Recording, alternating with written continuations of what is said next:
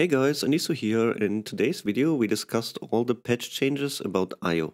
So before we start, this is only my opinion and only my first impressions. I haven't played the game yet, so this is only my impressions from reading the patch notes.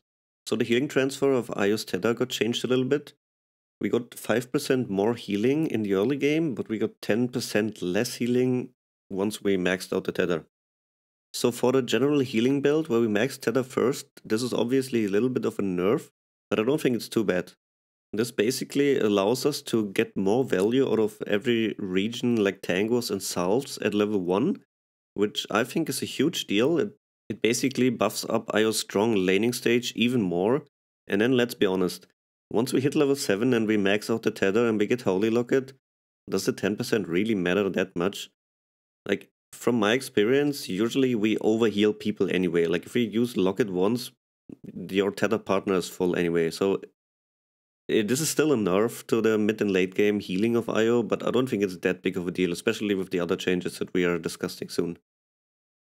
Also, this makes the other build with maxing out spirits and overcharge and only getting one value point in tether early on way more viable. Like 5% healing in the early game is actually a lot, especially if you don't max out the tether. So yeah, maybe we could see more spirit overcharge builds again and not maxing tether this early. Then we got a little bit of a buff for the Aghanim Scepter. The Aghanim Scepter spirits will also apply a 15% slow for 0.3 seconds. IO used to have this built into the spirits, but then at some point they removed this. This feels pretty good to play with. I really like that they added this back in, but let's be real, especially for support, I rarely ever buy Aghanims. I think there might be a build coming up that we could try to build Aghanims, but usually it's just way too expensive for support, so I don't think this changes anything for supports, but probably for POS3 IO, this is just a quality of life addition. Then we got a small nerf on the cooldown of Overcharge.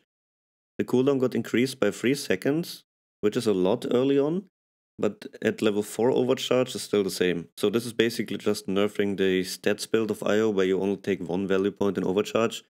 You probably max out Overcharge every single game right now, instead of prioritizing stats. We also lose 2% spell amplification on every level, but what makes up for this is the new changes to IO's Aghanim Shard.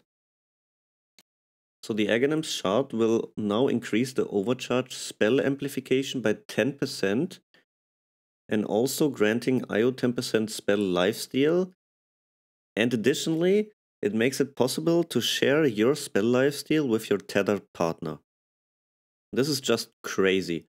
You can provide up to 24% spell amplification and 10% spell lifesteal to your tethered partner.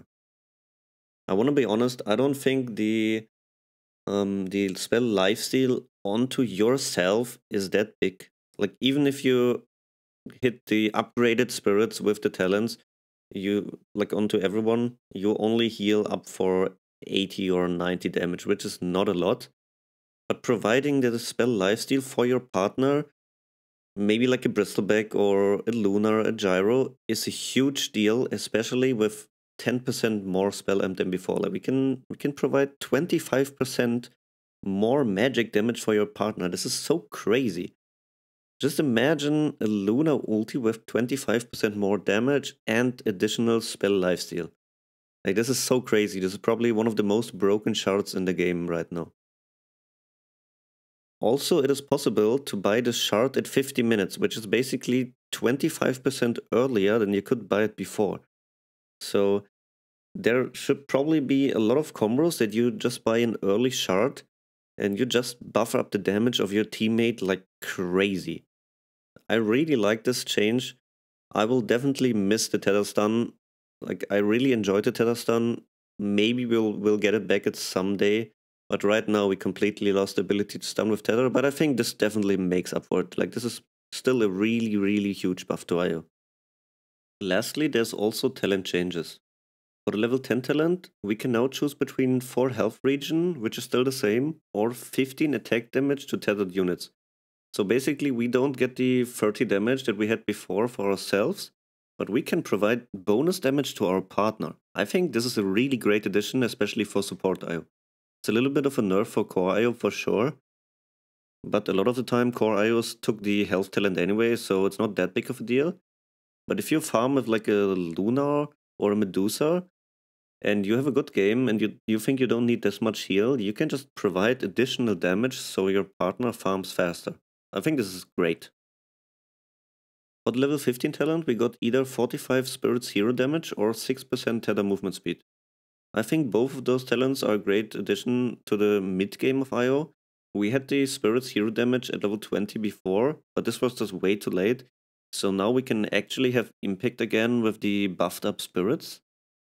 Then the Tether movement speed, which was built in the old shard, is also great to speed up the farm of your carry. So again, both probably pretty viable choices. I tend to take the movement speed just so my core can farm faster, especially combined with the 15 attack damage that we provide to them with level 10 talent. But if you want to go for a more damage focused build yourself, then the Spirit Hero damage is also pretty nice. For the level 20 talent, since they swapped out the damage to the level 15 talent, we now have a new level 20 talent, which is Overcharge Max HP Region bonus. I like this quite a lot. I think this can be a huge deal. This will provide way more region and also makes up for the lost amount of healing with the tether. So I really think this is a great choice. You can choose between relocating a lot more to maybe get more aggressive plays, or if you want a more passive playstyle, or like you want to siege the high ground of the enemies, whatever, just keep your teammates alive for longer, then you take the other talent. So again, great choice. I really like this. It's way better than the old talents in my opinion.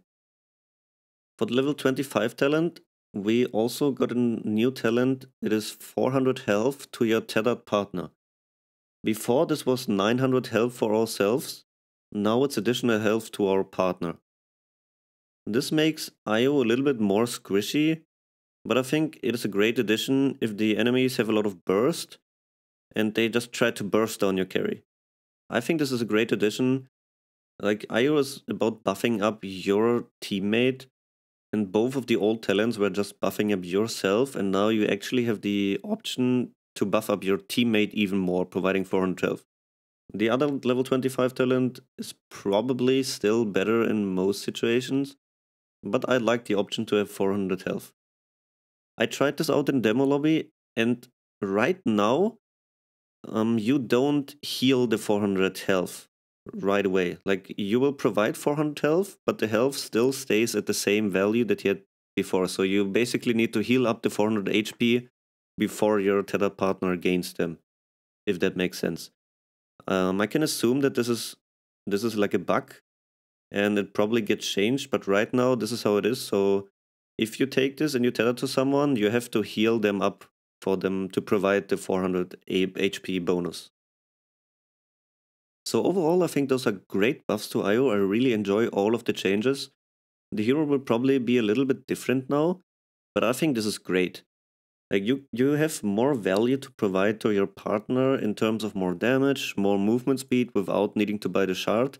Then you can provide insane amounts of, then you can provide huge amounts of spell lifesteal and spell amplification to your partner when you buy the shard. It's probably just better than the old shard, not gonna lie. Like, I think IO is still one of the best heroes as a support. And if you want to learn IO, I think this is a great start. So definitely go for IO if you want to learn him. Also, feel free to check out my other IO guides that I have on the channel yet. The old one will probably be a little bit outdated in terms of skills and skill builds, but there's still a lot of general gameplay that you can learn that hasn't changed yet. So definitely check this one out. And then in the near future, I will also make an updated IO guide that I will also link here. Have a nice day. Anissa out. See you, boys.